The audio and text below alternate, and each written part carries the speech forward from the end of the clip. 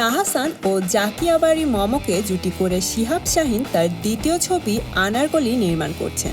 এমন খবর একাধিক গণমাধ্যমে প্রকাশ হওয়ায় বিস্ময় প্রকাশ করেছেন তাহসান।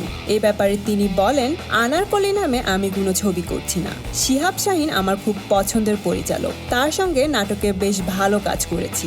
একটি চলচ্চিত্রে অভিনয়ের ব্যাপারে তার প্রসঙ্গে প্রাথমিকভাবে কথা হয়েছে, আর এর অর্থ এই নয় যে আমি অভিনয় করছি। তিনি আরও বলেন, প্রথমত গল্পটি আমার পছন্দ হয়নি, তারপর আনারকলি নামটিও নয়। আমি বলেছি গল্প পছন্দ হলে ভেবে দেখব। এই অবস্থায় খবর প্রকাশ হওয়ায় আমি অবাক হয়েছি। আমরা সবাই চলচ্চিত্রের ভালো চাই, কিন্তু একটি কাজ শুরু হওয়ার আগেই এমন খবর প্রত্যাশিত নয়। তো বন্ধুরা, বুঝতেই পারছেন শিহাব শাহীনের এই ছবিতে কাজ করার ব্যাপারে এখনও নিশ্চিত নন তাহসান। এ ব্যাপারে আপনাদের কি মতামত কমেন্ট করে জানিয়ে দিন।